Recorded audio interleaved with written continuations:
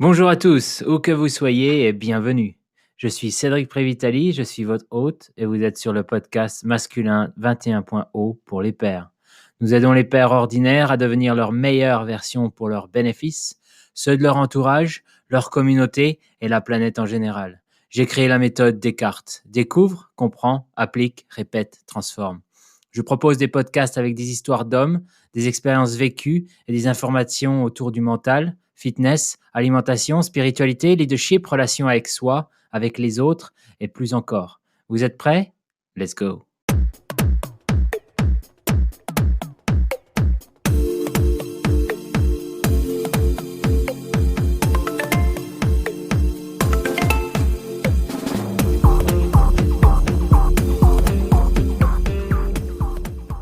Bonjour à tous, où que vous soyez. Je suis Cédric Prévitali. Aujourd'hui, on rencontre Christelle qui a fondé la compagnie Parlons Sexe. Christelle est basée autour de Tours, en France, et je l'ai rencontrée au travers d'une amie commune qui est à Tours également. C'est un endroit assez proche pour moi parce que j'ai fait une partie de mes études à Angers et on a fait quelques soirées très sympas autour de Tours. J'ai rencontré Christelle et tout de suite, ça a bien accroché. On a décidé de faire un projet collaboratif à venir. On vous en parlera un petit peu plus tard. Mais pour l'instant, ce que j'avais envie de faire, c'est de discuter avec Christelle pour discuter un petit peu de ce projet que j'ai intitulé « Quand une femme invite à parler ouvertement de sexe ». Bonjour Christelle. Bonjour Cédric. Oui, c'est bien ça. Parler ouvertement de sexe, c'est ça.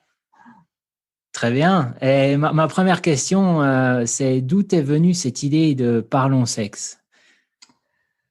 Alors, une idée, on ne sait jamais trop d'où elle vient, hein. Ça plane un peu comme ça, et puis un jour, ça prend forme. C'est difficile de dater, mais pour moi, je pense que c'est la coordination de plusieurs envies et plusieurs passions. D'abord, ça fait plusieurs années que je suis intervenante au planning familial. Mhm. Euh, et donc, j'ai l'occasion de faire des animations d'éducation à la santé affective et sexuelle, de la prévention contre les violences, l'homophobie, le sexisme. Et c'est quelque chose qui me plaît beaucoup, qui me passionne. Rencontrer les jeunes et parler de sexualité, c'est un vrai engagement. Et puis, ça m'a appris beaucoup sur les relations entre les hommes et les femmes. Et j'ai découvert que parler de sexualité, c'était finalement assez difficile. La sexualité, c'est quelque chose qui est du domaine du secret, le plus souvent, qui est tabou, qui est chargé de honte. Et que le fait de ne pas en parler, ça génère des difficultés quand on a besoin d'informations, quand on se pose des questions, on ne sait pas trop où s'adresser.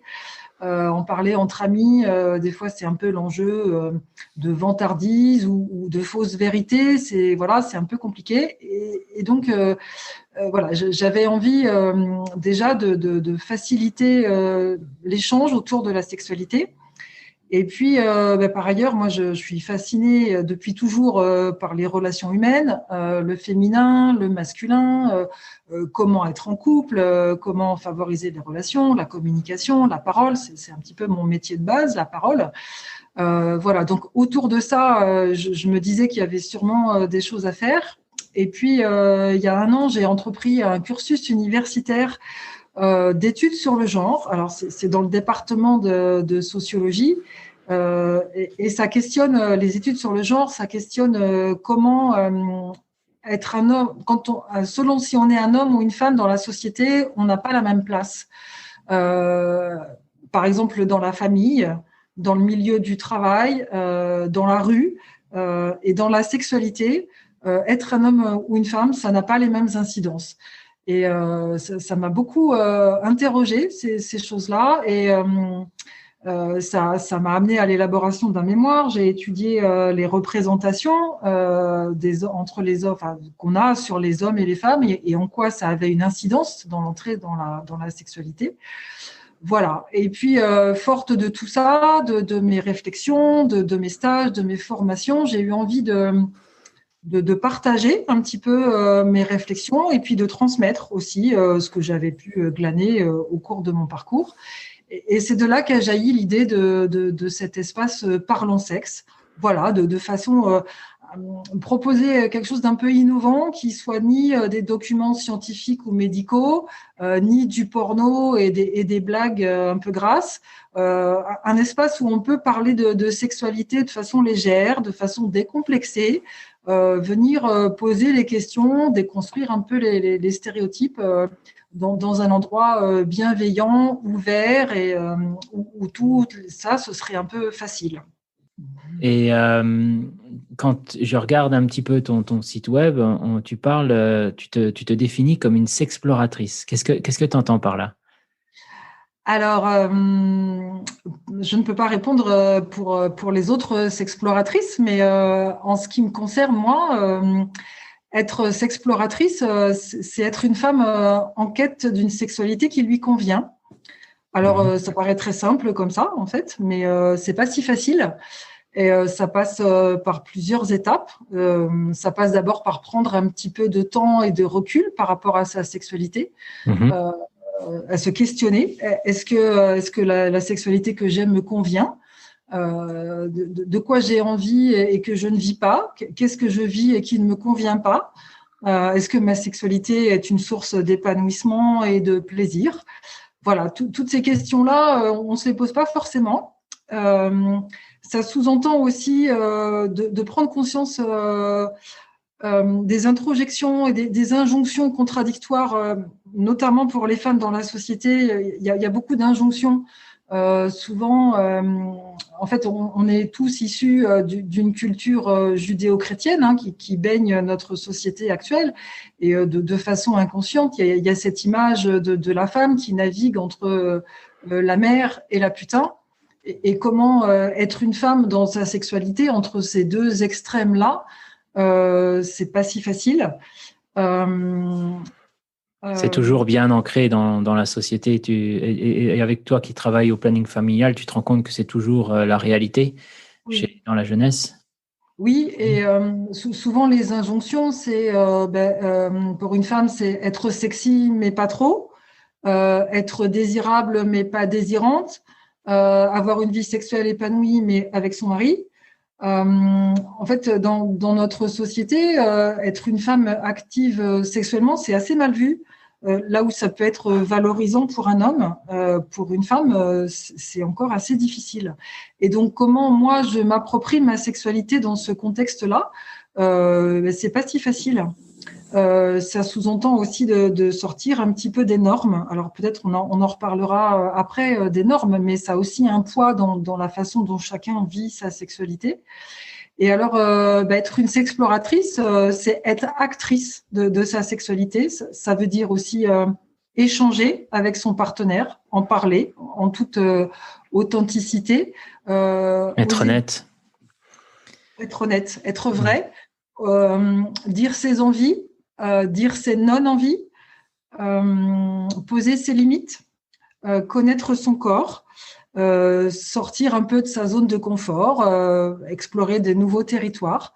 Voilà, la sexualité, c'est quelque chose qui est mouvant, qui est évolutif en fonction de son âge, en fonction de son corps, de ses envies, du temps. On n'est pas le même quand on est en plein été, quand on est à la plage ou quand on a une vie de travailleur. Donc, il y a beaucoup de choses qui sont changeantes et la sexualité fait aussi partie de ces choses changeantes et ça peut être intéressant de cerner quelles sont ses envies. Et puis, ça permet aussi de découvrir de nouvelles facettes de soi. En tout cas, c'est une vraie quête passionnante. Très bien, oui. Et je me demandais, la vision de Parlons Sexe et ta mission, est-ce que tu pourrais résumer ça? Qu'est-ce que tu voudrais faire avec ce projet? Mon idée à travers ce projet, c'est de permettre aux hommes et aux femmes de se rencontrer.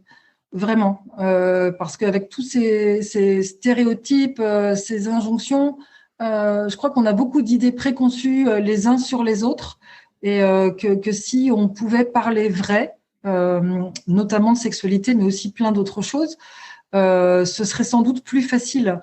Voilà, on vit aussi dans un monde qui est quand même dominé par le masculin. Il y a des mouvements féministes émergents, mais ça sous-entend un peu une guerre, en fait, au-delà de ça.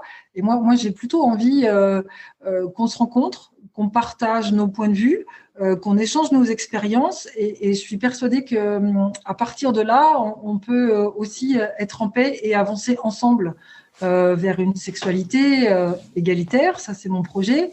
Et puis, au-delà de la sexualité, si on a des relations plus apaisées, forcément, tout notre environnement et tout le fonctionnement de la société peut en sortir plus épanoui et plus tranquille.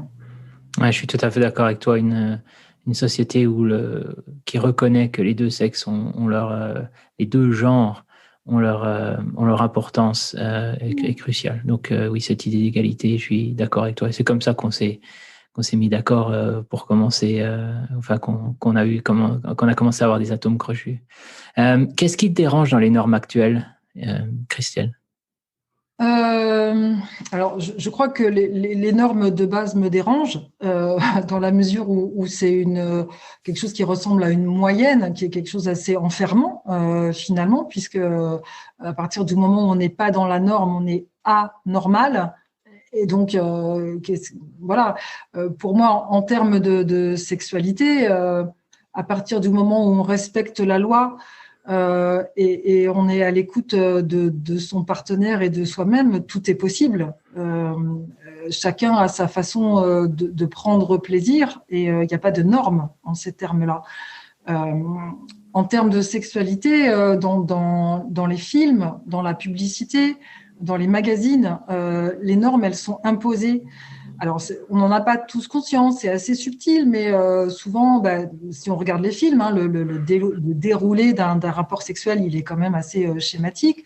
On nous parle beaucoup de nombre de rapports hebdomadaires pour être normal, de taille de sexe, de volume de sexe pour être normal, de rôle aussi, rôle actif, rôle passif, et puis le scénario qu'on nous dispense, préliminaire, érection, pénétration, éjaculation, extinction des feux.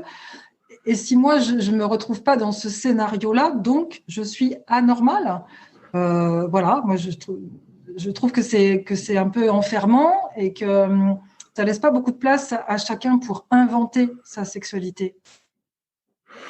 Ouais, je suis tout à fait d'accord avec toi.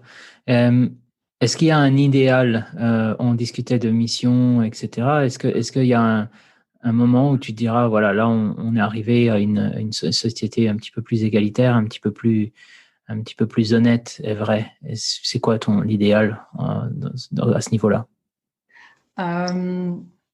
J'y crois vraiment, en tout cas pour ce qui est du domaine de la sexualité, puisque c'est le sujet du jour. Moi, je crois vraiment à une sexualité égalitaire. Et pour moi, une sexualité égalitaire, c'est quand les deux partenaires sont co-créateurs de ce qui se passe dans l'instant et co-responsables de la réussite de l'instant. Voilà, ça sous-entend de considérer son partenaire sur un pied d'égalité. Ça veut dire aussi que le plaisir de l'un n'est pas prioritaire sur le plaisir de l'autre, que les envies de l'un n'ont pas plus d'importance que les envies de l'autre. Ça passe par évidemment beaucoup d'échanges. Ça sous-entend de sortir aussi des rôles qu'on nous propose, où la femme est soumise, passive, objet de désir, où l'homme est dans sa puissance, dans sa virilité, dans quelque chose d'offensif et de pénétrant. Voilà, sortir un peu de ça pour entrer dans quelque chose de plus de l'ordre du partage, de la rencontre, de la complicité, et concevoir la sexualité comme un moment d'échange, voilà, où tout ce qui y passe est souhaité par les deux, juste dans le projet d'une rencontre, dans l'intention d'une rencontre. Ça permet aussi de sortir de la performance, voilà, qui est quand même une source de pression pour beaucoup, de la course à l'orgasme. Voilà. Et si on conçoit ça comme un moment de complicité et de rencontre, je crois que ça permettrait à beaucoup de rentrer dans la sexualité de façon plus détendue. Ouais, cette idée de performance, je comprends tout à fait ce que tu veux dire. J'ai remarqué ça aussi, que c'est impossible aujourd'hui d'ouvrir les médias sociaux, un magazine, etc., sans avoir des conseils pour être performant tout le temps, toujours, et des trucs pour jouir, etc. Et ça peut mettre exactement la pression, je suis d'accord.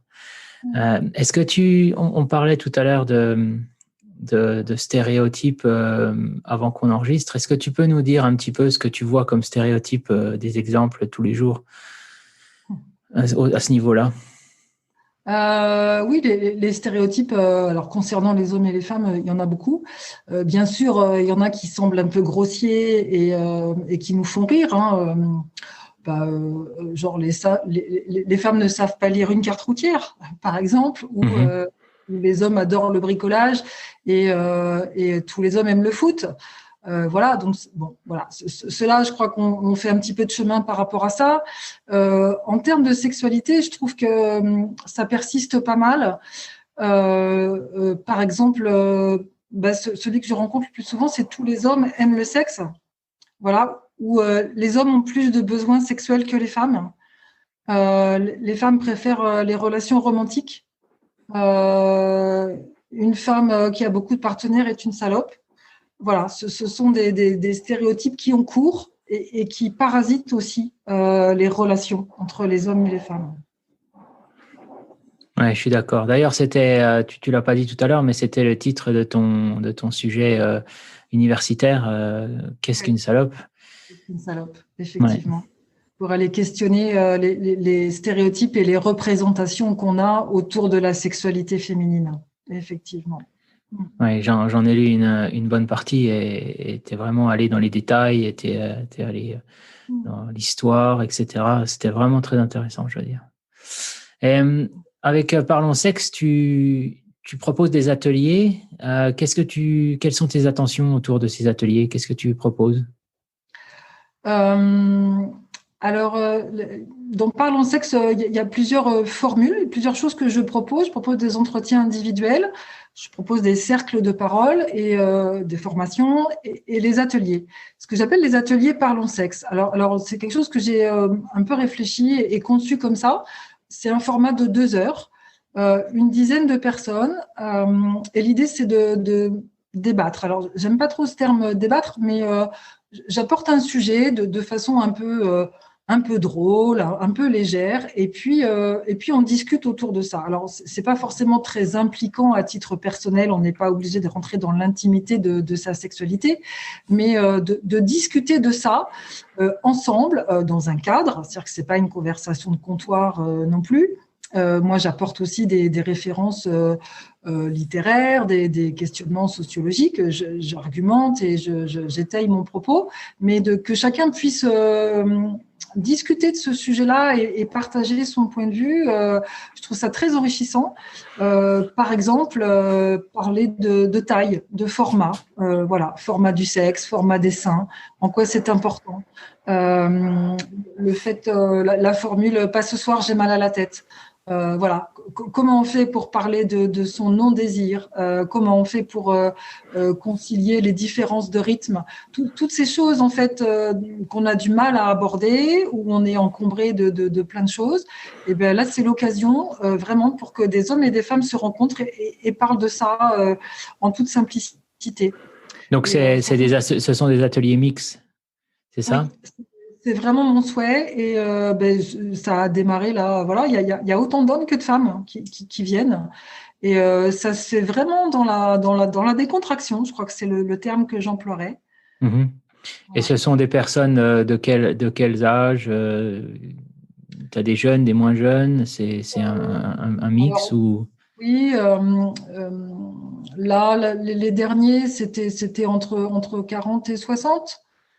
Voilà, alors okay. Après, c'est aussi mon réseau et mon cercle relationnel qui me correspond. J'espère effectivement aller toucher les plus jeunes qui ont aussi des choses à évoquer comme ça. Voilà, c'est quelque chose qui est en démarrage, donc à voir par la suite. Il y a une question autour des cercles, et je me rends compte quand j'essaie d'organiser les cercles d'hommes, j'ai pas vraiment énormément les hommes se posent des questions sur ce qu'on en parle, comment ça se passe. Est-ce que concrètement, si c'est 2 heures, qu'est-ce que les gens qui sont intéressés peuvent s'attendre? Ces temps-ci, c'est en ligne, ou je ne sais pas si tu le fais toujours juste en présentiel, mais concrètement, comment ça se passe? Dans les ateliers, tu veux dire? Ouais. Alors moi, je suis pas très à l'aise avec l'outil informatique. J'ai choisi là, pendant cette période de confinement, de reporter les ateliers. Donc ça se passe en présentiel. Tu préfères? Je préfère. Et je trouve que alors c'est l'objet de réflexion et de cheminement, parce que certains me disent que derrière un écran, on est aussi plus à l'aise pour aller dans quelque chose de plus intime. Bon, moi je trouve que c'est aussi l'occasion de se rencontrer physiquement, d'être ensemble, et c'est aussi dans la synergie du groupe, dans un espace commun, qui se passe des choses. Bon, voilà, j'apporte un sujet. Le premier atelier s'appelait Alors heureuse. Voilà, où j'ai apporté un petit éclairage, voilà, autour de cette formule, qui sous-entend que l'homme se glorifie d'être responsable du plaisir de sa partenaire. Voilà, donc je fais un petit apport théorique et culturel autour de ça, et puis j'ouvre les questionnements. Qu'en pensez-vous? Êtes-vous confronté à ça? Quelle est votre idée par rapport à ça? En quoi ça vous enferme? Quelles sont vos propositions? Et puis, chacun apporte son avis, riche de son expérience, de ses lectures, et les discussions se font comme ça, de façon très spontanée, en fait. Et sur 2 heures, finalement, ça passe assez vite.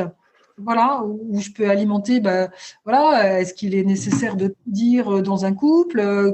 Qu'est-ce qui est tabou dans les échanges autour de la sexualité? Et voilà, chacun peut apporter son éclairage. Ça se fait de façon assez spontanée, en fait, hein. Voilà.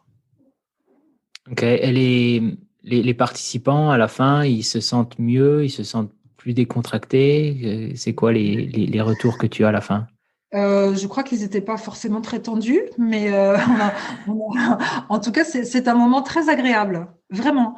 Je crois que ça correspond aussi à une demande dans la société, où il n'y a pas d'endroit où on peut parler de ça, justement. Honnêtement et vrai Voilà. de Et la puis, réalité, effectivement, sans sans, marketing, sans pression. voilà, sans marketing, et puis sans aller, voilà, quand on parle de sexualité, il y a toujours un petit malaise, donc de sortir des blagues, d'être un peu, voilà, dans quelque chose soit dans l'humour, soit dans la rigolade, mais pas forcément dans le sujet vraiment. Et je crois aussi que là, le fait que les gens ne se connaissent pas, finalement, ça rend les choses simples, puisque ce sont des inconnus. On peut aller un petit peu plus en profondeur dans son vécu partagé, où ça peut être potentiellement plus difficile avec son conjoint, son partenaire, ses amis. Voilà. Ouais. Des échanges avec des personnes qu'on ne connaît pas, finalement, c'est très riche. Ouais, je suis d'accord avec toi. Et il y a aussi tu parlais de blagues j'ai réalisé ces dernières années qu'une blague, ça peut vraiment avoir des significations très lourdes, et donc bloquer les gens pour s'exprimer, pour dire vraiment ce qu'ils pensent, parce que la blague a mis des barrières sur ce qui est bien ou pas bien. C'est en règle générale. Je fais très attention maintenant à ce que je dis comme blague, parce que ça peut porter quelques préjudice à quelqu'un d'autre sans vraiment le vouloir, mais on le fait. C'est l'objet des blagues sexistes, effectivement. Oui, homophobe, etc. Oui. Voilà, alors c'est effectivement sur, non, mais c'est sur le ton de la rigolade. De fait, ça peut être extrêmement blessant, extrêmement inhibant. Et c'est vrai que quand on parle de sexualité, on est tous un peu pareil, soit dans une grande inhibition, soit dans la vantardise. C'est difficile, de parler de ces difficultés, par exemple, en toute honnêteté. Voilà. Et pourtant, il y a tellement besoin, parce que parler de ces difficultés, c'est déjà les déposer et les partager avec quelqu'un d'autre, c'est déjà d'un grand secours. Et puis, au-delà d'aller consulter un sexothérapeute, mais s'enrichir du vécu des autres, c'est très, très intéressant. Je suis tout à fait d'accord. J'avais quelques questions pour toi sur toi en tant qu'individu. Est-ce que tu as déjà vécu en couple? Oui, oui, j'ai déjà vécu en couple. Qu'est-ce que je pourrais dire de ça? Je trouve que c'est une belle expérience, très riche,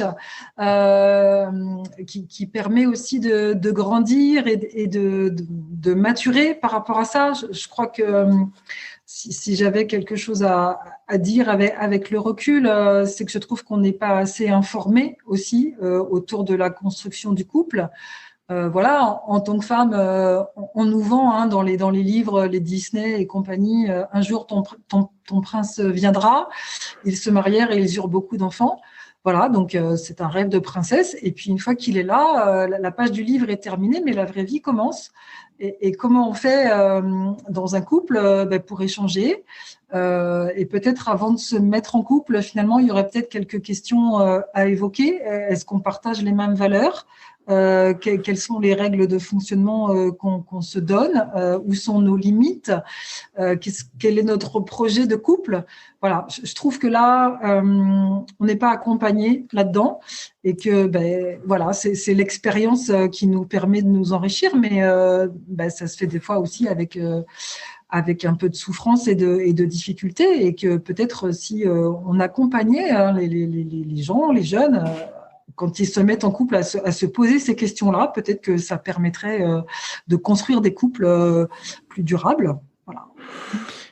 Encore une fois, on parle de potentiellement de cercle de parole pour les couples, pas forcément ensemble, mais pour pouvoir exprimer ce qui se passe dans leur couple là sur le moment. Ouais. Effectivement.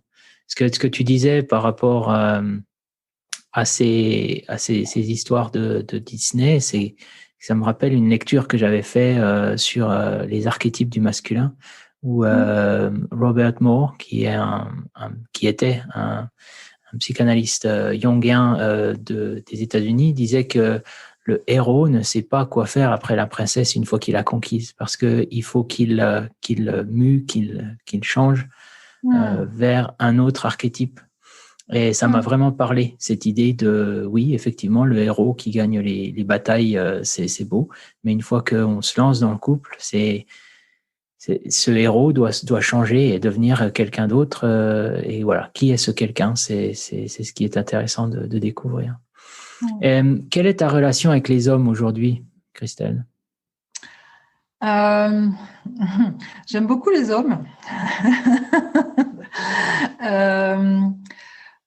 Je ne crois pas avoir eu de relation très conflictuelle avec les hommes dans mon parcours de femme. Mais je crois que ce que j'ai appris au long du chemin, c'est que les hommes ont peur des femmes et les femmes ont peur des hommes. Et c'est souvent un obstacle à la vraie rencontre, cette chose-là, et qu'il faut aussi du temps pour s'apprivoiser et dépasser ça. Et moi, j'ai l'impression aujourd'hui de pouvoir approcher les hommes tranquillement, avec la femme que je suis, et de pouvoir les accueillir tels qu'ils sont. Voilà. Alors, j'ai l'impression d'avoir autour de moi de belles personnes, des beaux hommes qui ont une part masculine assumée et une part féminine qui vibre bien et qui est bien présente. Et je trouve que c'est de plus en plus, en tout cas dans les hommes que je rencontre, c'est de plus en plus présent, cette chose-là, et ça permet aussi de faciliter les relations avec les hommes, je trouve. C'est intéressant, cette part de féminin et de masculin. Encore une fois, je pense pas que ce soit une notion, surtout chez les hommes, qui soit forcément très connue, dans le sens où en chacun de nous, on a des énergies masculines et des énergies féminines. Et c'est très intéressant d'aller les explorer et de voir ce que ça veut dire, sans forcément dire que parce qu'on a des énergies féminines, on est forcément attiré par les hommes. C'est simplement, on est peut-être un petit peu plus sensible à certaines choses. Je crois qu'effectivement, c'est des choses qu'on n'explique pas à l'école ou dans d'autres endroits, mais que ce serait important d'expliquer ça, qu'on est tous, hommes, femmes, porteurs de ces deux énergies, qu'elles sont plus ou moins développées, voilà, de façon aléatoire, je dirais, je sais pas trop l'explication, mais qu'on peut être une femme avec une énergie masculine plus forte, on peut être un homme avec une énergie féminine plus forte, ou en équilibre, ou l'un ou l'autre, et que ça n'a pas forcément grand-chose à voir avec notre orientation sexuelle.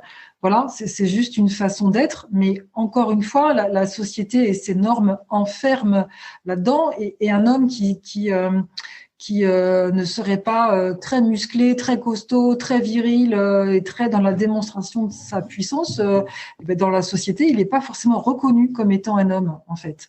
Alors que sa place d'homme, elle n'est pas forcément remise en question, mais elle est juste pas dans les normes. C'est là où j'ai l'impression, enfin, je sais même pas l'impression, c'est un fait que le genre masculin homosexuel qui a fait son coming out il y a maintenant 4 décennies est vachement plus en avance que les hétérosexuels sur ce plan-là. Enfin, c'est mon opinion personnelle, mais je trouve qu'il y a quelque chose qui a été fait de leur côté qui a été très courageux et qui a permis à faire des avancées où maintenant, j'ai l'impression que c'est plus à l'homme hétérosexuel d'arriver à avoir ces discussions et de regarder les choses avec une perspective différente. Oui, je suis assez d'accord avec toi. Encore une fois, je crois que c'est le poids des normes sociales qui pèse là-dessus. Et ne serait-ce que, par exemple, pour les hommes, comment être un père, comment prendre son enfant, bercer son enfant, être dans quelque chose de maternant, d'enveloppant et dans la douceur, ce ne sont pas des images que l'on côtoie, auxquelles on est exposé régulièrement. Alors ça commence un peu à venir dans la publicité, on voit ça, mais il y a des associations comme ça, virilité, puissance, violence, qui limitent en fait le champ des possibles où les hommes hétérosexuels ou pas, mais puissent vivre pleinement qui ils sont. Quand on n'a pas de modèle et quand il y a des contraintes, c'est difficile d'assumer qui on est. Je suis d'accord. Et une chose en tant qu'homme qui a été complètement occultée au travers de mon éducation et j'imagine de l'éducation de pas mal d'hommes, c'est de gérer ses émotions, c'est-à-dire les comprendre, les définir pour commencer et puis les ressentir. Et ça, je pense que c'est quelque chose qui doit être changé pour pouvoir permettre aux générations suivantes d'être beaucoup plus à l'aise avec ses émotions, comment exprimer la colère parce qu'elle est là de façon saine, admettre d'être triste, d'avoir peur et d'être heureux et de le montrer de façon saine également. Je pense que c'est très important. Oui. Je me demandais, as-tu des modèles masculins et féminins d'hommes ou de femmes que tu regardes comme modèle? Oui. Alors je donnerai pas de nom parce qu'ils sont pas connus et ils sont dans mon petit monde. Ah, d'accord. Voilà, mais ça me semble important d'avoir des représentations positives comme ça. Et puis j'ai aussi des modèles de couple qui fonctionnent. Ça fait partie de mon cheminement. Ça, moi, j'ai eu un couple parental qui n'était pas forcément très épanoui, en tout cas dans l'image qu'ils en donnaient, qui m'a amené vers une idée du couple comme quelque chose d'assez enfermant, en tout cas où j'en ai vu que les côtés négatifs et difficiles. Et puis mes parents étaient dans une période où la séparation, le divorce, c'était quelque chose qui n'était pas envisageable. Donc il y avait l'idée d'être posé dans cette situation-là de façon pérenne et sans avoir d'autres possibilités.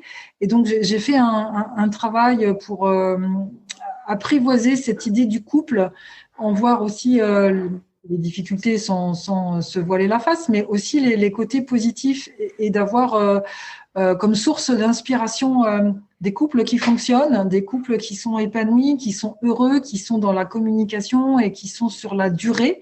Je trouve ça très positif et très inspirant. Et voilà, je me suis trouvé ces modèles-là de couple qui me permettent de me projeter de façon positive dans les relations. Ok.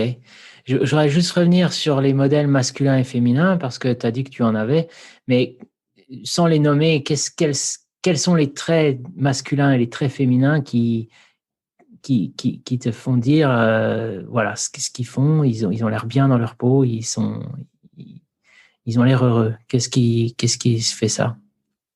C'est une question difficile. Alors, mon modèle féminin c'est une femme avec une sexualité épanouie, voilà, qui est tranquille avec son féminin, mais c'est assez similaire de l'autre côté. Mon modèle masculin, c'est un homme qui est tranquille avec sa virilité, qui a résolu ces soucis-là et puis qui peut naviguer de son pôle masculin à son pôle féminin, qui peut être aussi bien dans sa puissance d'homme que dans la douceur et dans l'accueil. Voilà. Et ça existe. Ouais. Et ça a l'air d'être des personnes qui ont un certain vécu. C'est pas forcément des gens qui sont jeunes ou qui ont une expérience. Ce que tu veux dire, c'est des gens qui ont fait un travail sur eux-mêmes. Oui. Ce que j'ai appris de toi quand on s'est rencontrés, c'est que tu danses le blues. Et je ne savais pas que ça se dansait spécifiquement, le blues. Je pensais que c'est... Voilà, je ne savais pas. Donc, je voulais savoir, est-ce que ça nourrit tes réflexions sur les relations hommes-femmes? Tu voudrais nous en parler? Oui, complètement. Alors moi, j'adore le blues. J'ai découvert cette danse il y a 2 ans et demi. J'adore apprendre, j'adore pratiquer, j'adore regarder. C'est une danse très joyeuse, totalement décomplexée, très festive. Voilà. Et effectivement, alors c'est une danse de couple, alors, qui peut se danser seule, mais c'est une danse de couple. Voilà, je suis parlant sexe aussi dans mes loisirs. Enfin, en tout cas, j'essaie d'y mettre de la conscience et de l'observation. Et il y a beaucoup de choses qui se jouent dans la danse, dans celle-là comme dans d'autres. Hein, mais par exemple, dans cette danse-là, il y a dans le tandem de danseurs un leader, c'est-à-dire une personne qui impulse le mouvement, qui propose les passes et puis qui pose le rythme de la danse. Et puis, il y a un follow, la personne qui suit, qui est à l'écoute et qui suit ce mouvement-là. Et de tradition, d'emblée, on pose les hommes dans le rôle de leader et on pose les femmes dans le rôle de follow. Et déjà, ça pose question. Là aussi, les rôles de genre sont en action. Voilà.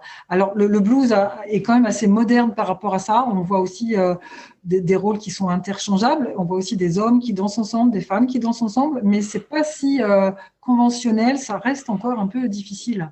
Et dans certaines situations, le prof propose de switcher les rôles. Et je trouve ça très intéressant de regarder combien des hommes ont du mal à passer dans la posture de follow, hein, où il y a quelque chose un peu d'humiliant, être dans la posture dite de femme ou passive, et combien aussi certaines femmes refusent de faire leader en disant qu'elles ne sont pas venues pour ça. Voilà.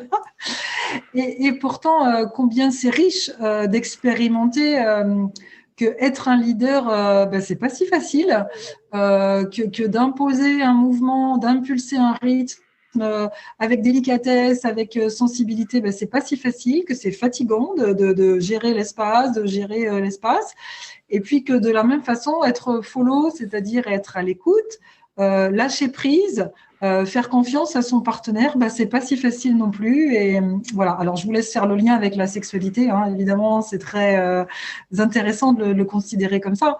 Mais le fait de switcher les rôles, c'est très, très riche en tous les cas. Oui, se mettre un petit peu en danger, prendre un risque, essayer des nouvelles choses, c'est pas forcément quelque chose qui attire tout le monde.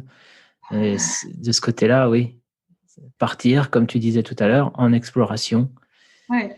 Ça pose la question de combien on est tous ancrés dans des rôles et combien c'est difficile d'en sortir. Hein. Vraiment. Et combien on n'est pas prêt à prendre des risques pour se mettre dans des situations peut-être où on a peur, où on perd le contrôle.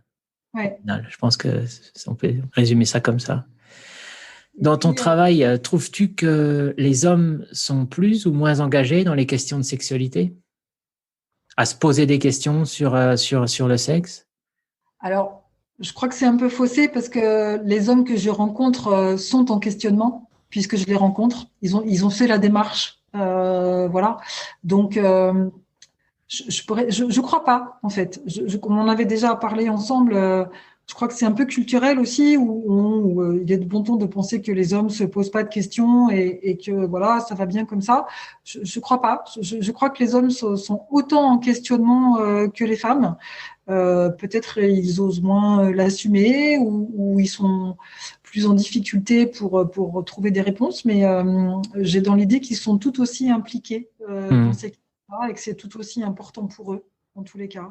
Oui, je suis d'accord. De mon expérience personnelle, je pourrais dire que il n'y a pas beaucoup d'endroits, mis à part des copains bon, pour certains, c'est peut-être pas le cas où on peut avoir ces discussions franches. Il n'y a pas d'autres endroits, peut-être chez un psy, mais c'est à peu près tout. Et ça marche pas forcément. Et ça, c'est le genre de choses que True North Odyssey, ce que j'essaie de faire, c'est d'avoir ces cercles de parole où on a ces discussions avec des hommes qui viennent de différentes, qui ont des âges différents, des perspectives différentes.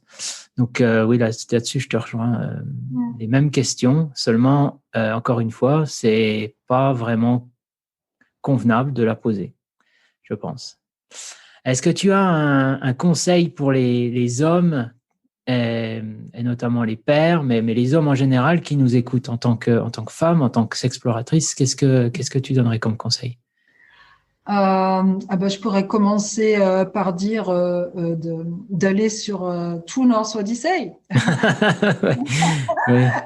et vraiment de foncer pour faire partie de cercles d'hommes, vraiment, je crois.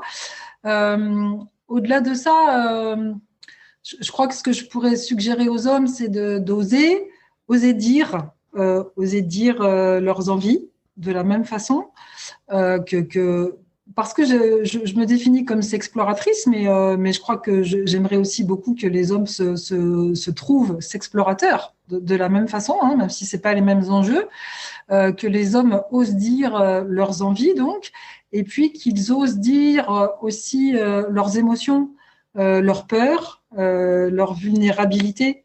Là aussi, c'est pas très conventionnel hein, pour un homme d'oser dire, d'oser mettre à plat ses peurs, ses doutes, ses questionnements. Mais pour moi, c'est aussi comme ça qu'on peut se rencontrer. Et quand je parle de nommer ses envies, j'ai en exemple en tête d'un homme qui me disait que finalement, il n'aimait pas tellement la pénétration dans sa sexualité hétérosexuelle. Et que voilà, il le faisait parce qu'il pensait que c'était important pour sa partenaire et que c'était aussi comme ça qu'il fallait faire et qu'en tout cas que c'était important pour sa partenaire. Et j'ai pas eu le loisir d'interroger sa partenaire, mais quand je sais que nombre de femmes raffolent pas forcément de la pénétration et le considèrent aussi comme un passage obligé, je me dis c'est quand même dommage. Un homme qui s'oblige à le faire parce qu'il pense que c'est bien comme ça qu'il faut faire, et les femmes qui le font parce qu'elles pensent que c'est important pour leur partenaire, on voit bien comment les malentendus génèrent des situations vraiment désolantes où si chacun pose en toute sincérité ses envies, ben, ça modifie un peu la donne quand même. Hein. Oui, je suis d'accord. Il y a également le fait que de s'ouvrir, d'être vulnérable, sa partenaire, ça peut pas forcément, mais ça peut nous revenir dans la tête quelques années plus tard. C'est pas que c'est on dirait. ou effectivement quand c'est plus vraiment la discussion, voilà, d'avoir ce respect mutuel, je pense que c'est important, et d'avoir cette idée de s'ouvrir et de respect. C'est vraiment la base de tout, sinon on perd la confiance, et si on perd la confiance, il n'y a plus de couple.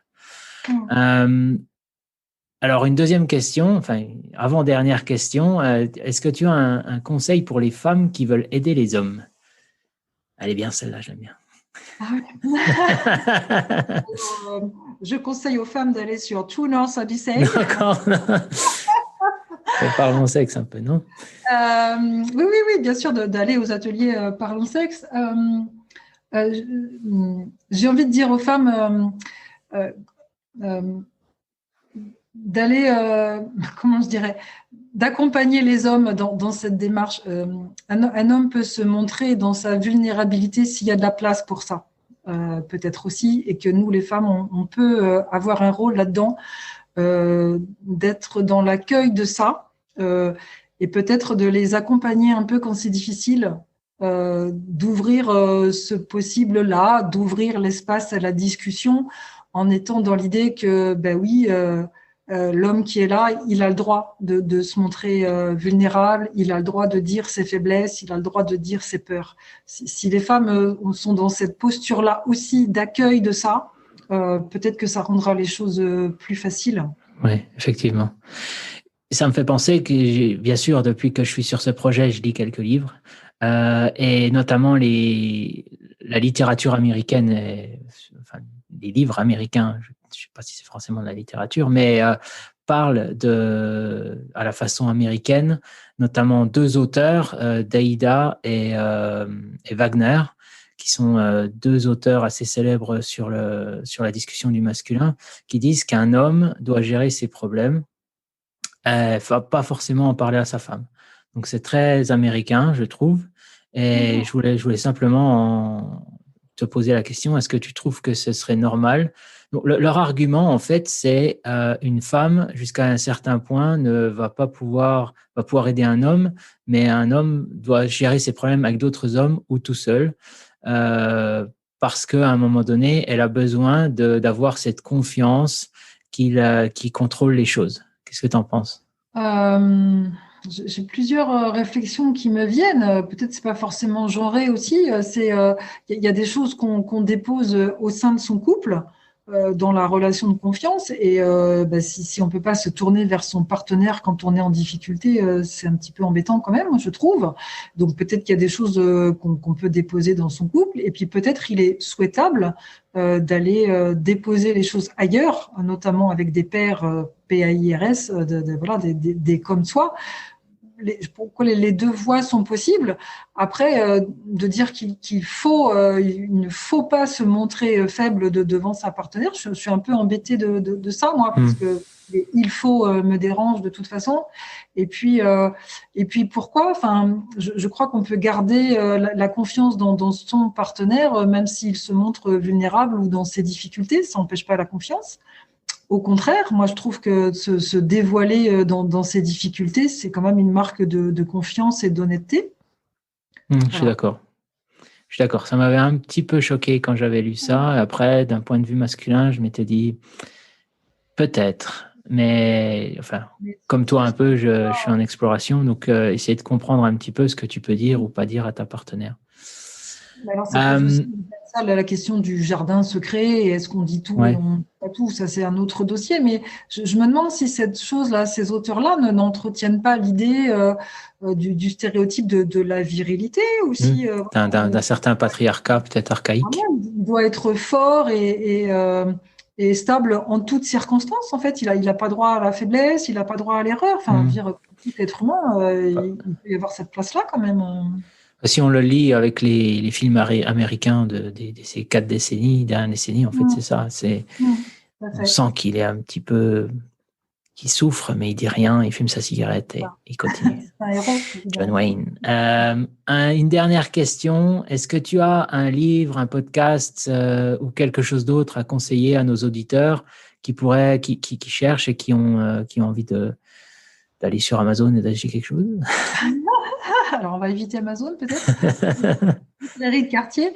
Alors, sur mon site, il y a une belle liste de références bibliographiques parce que j'ai beaucoup lu et voilà, moi, c'est un sujet que j'ai exploré dans tous les sens. Donc, il y a plein de références. Celui qui me vient, là, le livre, en ce moment, c'est, moi, ma littérature, elle est française. C'est Maya Mazoret. Qui est journaliste spécialisée dans le domaine de la sexualité, qui publie des chroniques dans Le Monde de façon hebdomadaire, qui est assez directe, hein, qui déconstruit bien les stéréotypes et les croyances autour de la sexualité. Je la trouve assez dérangeante, vraiment. Voilà, et qui a regroupé ça dans un livre qui s'appelle Le sexe selon Maya. Voilà, il y a beaucoup d'idées là-dedans qui sont voilà, qui sortent un peu des sentiers battus et qui sont non conventionnels. Et puis, il y a aussi un podcast que j'aime beaucoup qui s'appelle Les couilles sur la table, édité par Binge Audio. Voilà, où ce sont des hommes qui viennent parler de ces questions-là, de virilité, de masculinité, voilà. Et ben, écoutez, des hommes qui parlent de ça, moi je trouve ça très enrichissant, aussi bien pour les hommes que pour les femmes. C'est une belle façon d'en apprendre sur l'autre. Je te remercie, Christelle. C'est pas la dernière fois qu'on va se parler parce que, comme j'ai expliqué dans l'introduction, on avait énormément de choses à se dire et on a décidé de créer quelques podcasts. Et quand je dis quelques, il y a plusieurs sujets qui sont en préparation. Donc, ce que j'invite nos auditeurs à faire, c'est abonnez-vous et puis Voilà, j'ai une page True North Odyssey que vous pouvez suivre, donc il y aura les informations là-dessus, et également Parlons Sexe, donc le site de Christelle qui va donner toutes les informations également. Mais on a décidé de se lancer sur un nouveau format pour Christelle comme pour moi, c'est-à-dire que c'est du live, donc où on aura des auditeurs qui vont pouvoir réagir et poser leurs questions à ce moment-là. Donc dans les semaines à venir, on va avoir ces premiers épisodes. Et donc, si vous avez d'ores et déjà des questions, n'hésitez pas à nous contacter sur nos sites respectifs. Vous avez les emails adresses ou bien sur Facebook, etc. Vous connaissez. Merci beaucoup, Christelle. Merci, Cédric. Très beau moment. Et je te dis à très bientôt. Au Oui, revoir. c'est une nouvelle aventure qui commence. À Oui, bientôt. je pense. Oui, effectivement, je pense. Je te souhaite une bonne après-midi. Au revoir. Merci, au revoir.